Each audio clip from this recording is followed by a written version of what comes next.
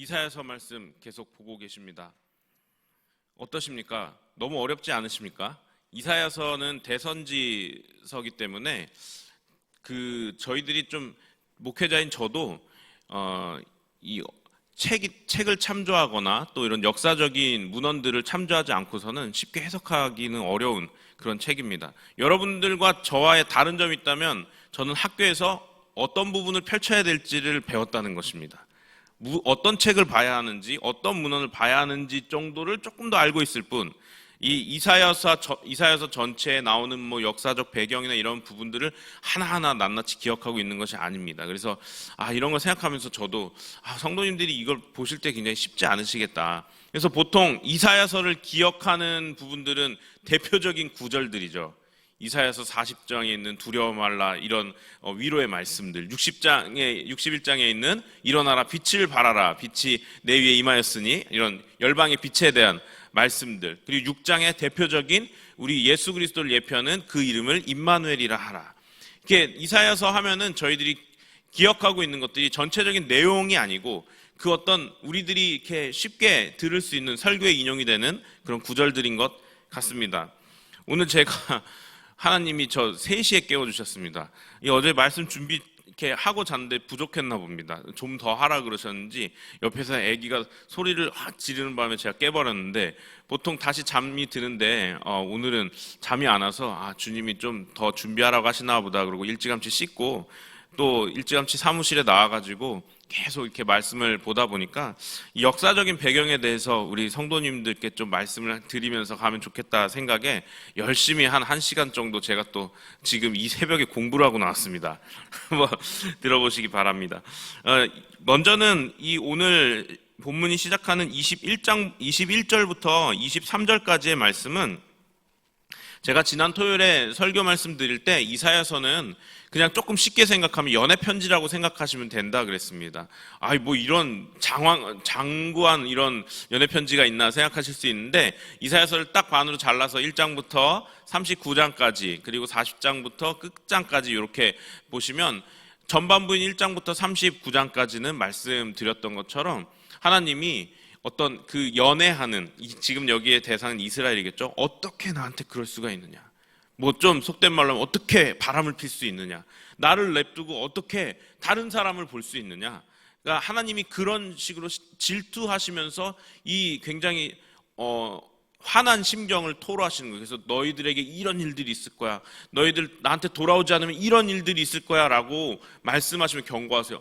근데 한참을 쏟아내고 나니까 그 사랑하는 마음이 있잖아요, 하나님이. 이거 어떻게 해요? 40장부터는 그런데 돌아오면, 나한테 돌아오기만 해, 돌아오면 이 모든 일들이 없었던 걸로 해줄 거야, 난 널 용서했어 라고 하시는 게 그냥 딱 이사야서의 전반적인 내용이에요.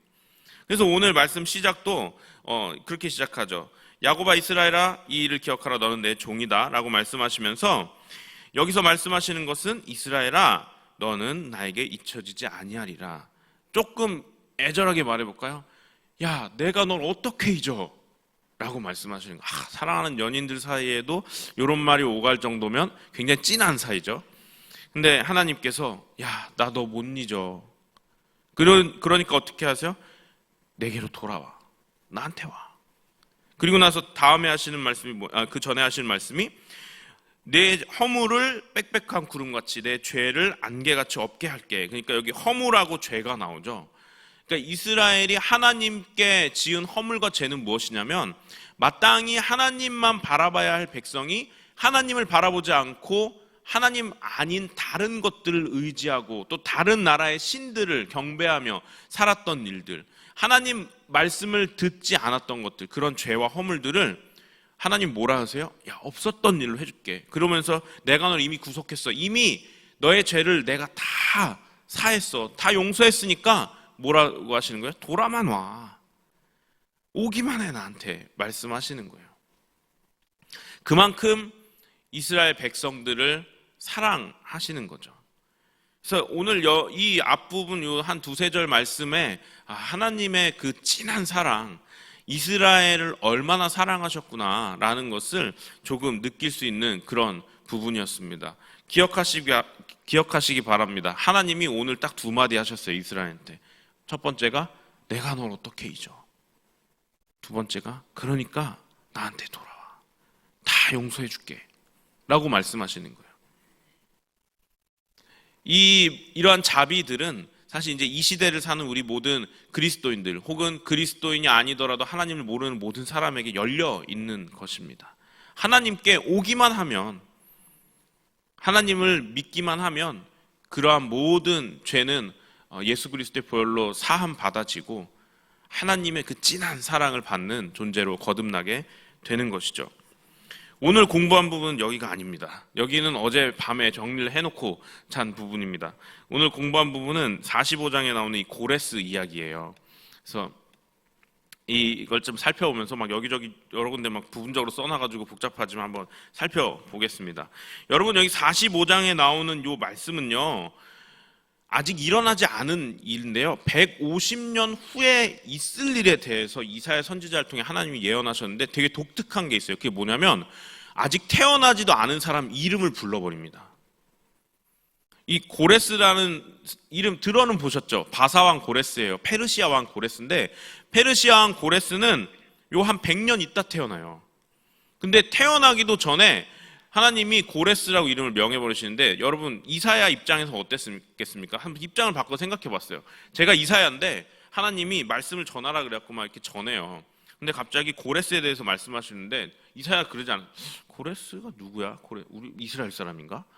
어쨌든 뭐 예언하라고 하시니까 예언해야지. 우리는 알잖아요. 페르시아 왕인 걸 이미 역사가 지났기 때문에 아는데 이사야 입장에서 모르는 거예요. 고레스? 누구지? 여기 보면 고레스가 막 이런 얘기들이 나와요. 내가 그의 오른손을 붙잡을 거야. 하나님이 그렇게 말씀하세요. 열국을 그 앞에서 항복하게 할 거야. 세계를 정복하나 본데? 왕들의 허리를 풀어 그 앞에 문들을 열고 성문들이 닫히지 못하게. 누구지? 이 사람이 누구지? 아마 그랬을 거예요. 이사야 입장에서는 이스라엘 왕 중에 이런 사람이 나온다는 건가? 그러면서 막 이스라엘도 이런 정복을 할 수 있는 그런 나라가 되는 것인가? 라고 하면 생각을 했을 수도 있습니다. 그도 그럴 것이, 여러분 이스라엘 역사에서요 정복 전쟁을 한 왕이 하나도 없어요. 제가 오늘 아침에 깨달은 겁니다. 생각해 보니까 이런 예언을 이사야가 막 듣고 있는데, 이게 만약 이스라엘 왕이었다면 여태까지 없었던 왕이 나오는 거예요. 누구냐면 이 영토에서, 하나님이 주어주신 그 가나안 영토에서 벗어나서 이 이스라엘 땅을 확장시킬 수 있는 왕이 나오는 건가 생각했을 수도 있어요. 근데 아니죠. 거기서 제가 한 가지 유추해낸 것이 뭐냐면, 여러분 이스라엘의 존재 목적은 그 이스라엘 외에 다른 나라의 존재 목적과 완전히 달랐어요.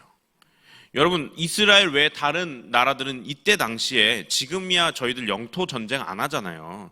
지금 뭐 세계대전이 일어나거나 막 저 전쟁이 일어나면 그 좀 이념의 싸움, 갈등 때문에 일어나는 거지, 영토가 좁아가지고 다른 나라를 침범하진 않잖아요 이제는 웬만하면. 근데 이때 당시는 아니었어요. 영토가 넓어야 농경지를 확보하고 영토가 넓어야 재산이 확보가 되는 때였습니다. 그러니까 어떻게 해요? 매번 전쟁이 일어났는데 그 전쟁은 무엇을 위함이냐? 영토 전쟁이었어요. 근데 이 세상에 유일하게 영토 전쟁을 하지 않는 나라가 있었으니 이스라엘인 거예요. 죄송한 말씀이지만 한반도는 영토 전쟁을 할 수가 없었죠. 북쪽으로 올라가려니 중국이 있고 내려가려니 일본이 있고, 저희는 그냥 다 겸손하게 그 자리에, 약간 이스라엘하고 비슷한 느낌이죠. 나가고 싶어도 못 나가는 거예요. 근데 이스라엘 나갈 수 있었지만 하나님이 영토를 이렇게 딱 바운더리 정해주시면서 그걸 보면서 존재의 목적 자체가 다르다. 이스라엘은 하나님께서 이렇게 뭔가 다른 세상의 나라들처럼 영토를 확장해서 그 나라, 거기에서 뭐 하나님의 이름이 드러나는 그런 개념이 아니었던 거예요. 이 이스라엘의 복의 개념은 하나님께서 그 약할 때 강함 되시는 것을 경험하고 그것을 알리는 거예요. 그러한 복음이 지금 여기까지 전해져 와서 우리들이 그렇게 살고 있는 것입니다. 어쨌든 보면서 이거 시간이 되게 많이 갔네요. 고레스에 대해서 이렇게 이야기하다 보니까 이사야가 고레스에 대해서 이렇게 하나님이 예언하라 그래가지고 예언을 하고 있는데 이게 누구지? 라고 했을 거예요. 근데 이제 역사적으로는 이 고레스 왕이 누구냐면 잠깐 설명을 드리도록 하겠습니다. 지금 이사야가 이렇게 선포하고 있는 이때는요, 여러분도 아시겠지만 솔로몬 왕 이후에 이스라엘이 남과 북으로 나뉘었어요. 알고 계시죠? 그래서 남쪽엔 남유다라는 나라, 이제 다윗의 계보를 이어가고, 북이스라엘은 이제 그 외에 사람들, 그 지파들이 모여가지고 이렇게 가다가 일찌감치 북이스라엘은 멸망을 했습니다. 이미 멸망해서 북이스라엘이 이제 없는 상태예요, 지금은. 그 아시리아라고 하는 나라한테 멸망을 당했는데 왜 그랬냐면 이 북이스라엘에 너무 악한 왕이 많았어요. 그러니까 하나님이 이 북이스라엘을 치시는데 그 하나님께서 이 치신 이유는 그냥 단순한 멸망, 너희들 꼴도 보기 싫어 이게 아니고 하나님께서 사랑하시는 그래서 백성이잖아요. 이 경고를 하고 했는데도 불구하고 하나님께 돌아오지 않으니까 흩어버리신 거예요. 그리고 나중에 다시 모으시죠. 하나님의 그 심판은 영원한 심판이 아닌 이 이스라엘을 향해서는 영원한 이 땅에서의 심판, 영원한 심판이 아닌 돌아와라 라고 하는 경고의 심판의 메시지가 더 강하고 많다는 것이죠. 이미 북이스라엘은 이제 없는 상태예요. 이제 남유다가 지금 이렇게 있는 상태인데 남유다도 이제 한 100년 정도 있다가 바벨론의 침공을 당해가지고 이제 3번에 걸쳐서 멸망해요. 왜 한 번에 멸망하지 않고요? 3번에 걸쳐서 멸망한다는 건 무슨 얘기냐면 먼저는 한 번은 처음에 이렇게 바벨론이 침공했다가요 포로로 수많은 사람들을 잡아갑니다. 그리고 이스라엘은 그대로 놔둬요 일단. 남유다는 일단 그대로 놔둬요. 그러다가 한 15년 후쯤 또 와가지고 20년이네요. 20년 후쯤 또 와가지고 또 데리고가요. 3번째 또 데리고가요. 그러니까 이렇게 했고 3번째 데려갔을 때 완전히 멸망시켜 버렸어요. 그때는 그 이스라엘 그 영토에 남유다 영토에 한 사람도 남지 않도록 완전히 정복해버리고 흩어버렸어요. 그래서 이 3번에 걸쳐서 이렇게 포로로 바벨론으로 끌려가가지고 처음 끌려갔던 때부터 한 70년 정도를 포로 생활을 하고 있을 때 이 고레스라고 하는 왕이 페르시아 왕이 이 바벨론을 침공해버립니다. 이때 당시 여기 정복을 해버려요. 그러니까 바벨론 침공해갖고 딱 와서 보니까 어때요? 얘는 누구야? 포로 생활하고 있네? 그러면서 너는 니네 나라로 돌아가 하고 보내준 거예요. 그러니까 여러분 이스라엘 사람들 그 잡혀 있었던 포로된 사람들 입장에서는 와, 이 왕 누구야? 우리를 구원해줬네? 라고 할 수 있는 거죠. 근데 중요한 것은 그게 150년 전에 하나님께서 그렇게 할 거야 라고 예언을 해놓으셨다고요. 그것도 그렇고 보면 이렇습니다. 하나님께서 그 오른손 붙잡았고 너가 하는 모든 정복 전쟁에 내가 힘을 줄 거야. 내가 너 정복을 도와줄게 라고 하신 거예요. 고레스 입장에서는 요걸 봤으면 좀 김샜겠죠. 자기 능력인 줄 알았는데 아니네. 가 될 수 있었던 것이죠. 그러니까 고레스 왕을 하나님께서 세우셔서 힘있게 하시고 세계를 정복하게 하셨지만 가장 중요한 말씀이 여기 있습니다. 여기 45장 4절 말씀입니다. 이건 한번 같이 보시죠. 45장 4절 말씀입니다. 함께 읽습니다. 시작. 내가 나의 종 야곱, 내가 택한 자 이스라엘을 위하여 내 이름을 불러 너는 나를 알지 못하였을지라도 내게 칭호를 주었노라. 아멘. 고레스 왕이 세계 정복을 할 수 있었던 이유는 이스라엘 덕분이었습니다. 왜냐? 하나님께서 사랑하시는 이스라엘을 위해서 이 고레스 왕이 미리 150년 전에 준비가 돼서 이때에 이렇게 세계를 정복했어야만 해요. 왜냐? 그 이스라엘을 포로에서 귀환시키기 위해서였습니다. 결국은 이 고레스 왕은 하나님께서 이때 당시 세계관은 그래요. 이 하나님께서 우리들은 지금 온 세계를 다스리고 우주 만물을 다스리시는 유일하신 왕인 것을 믿지만 그때 당시에 각 나라마다 있었던 세계관은 뭐냐면 하나님도 그냥 다른 나라에 있는 신, 대표하는 신 중에 그냥 하나급으로 취급됐었단 말이에요. 모든 그 세계에 있어서. 물론 이스라엘 사람들은 자기 나라의 신, 우리나라의 신이신 하나님이라고 생각을 했겠죠. 그렇다면 어쨌든 여기에서 그러나 하나님께서는 그 이스라엘에 국한된 신이 아니라는 거예요. 이사야가 이렇게 보면서 이게 만약 이 고레스에 대한 예언이 이스라엘 사람에 대한 예언이라면 우리나라도 이런 정복전쟁을 한 나라가 됐겠구나 생각했겠지만 이것이 만약 이방 나라의 왕이라고 한다면 우리 하나님께서는 온 세계와 열국을 다스리실 수 있는 그런 존재시구나 라는 것을 증명하고 있다는 것입니다. 그러니까 이스라엘 입장에서는 우리나라만을, 우리 이스라엘만을 위한 신인 줄 알았는데 하나님은 이스라엘을 가장 위하시지만 이스라엘만을 이렇게 통치하시는 분이 아니고 온 세계와 민족과 열방을 통치하시는 분이시구나. 심지어는 세계를 정복하는 페르시아 왕 고레스라는 왕마저도 하나님의 손에 있는 거구나라는 것을 후세 사람들은 깨달을 수 있다는 것이죠.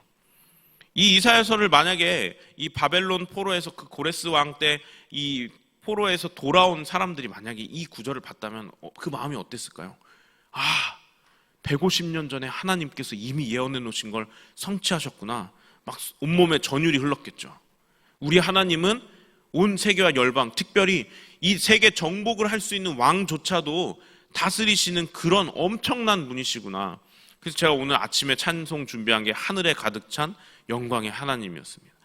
하나님은 온 우주 만물을 다스리시는 분이십니다. 여기서 오늘 말씀 본 곳에서는 그냥 국한돼서 고레스 왕 하나만을 보았지만 우리가 알 수 있는 것은 어떻습니까?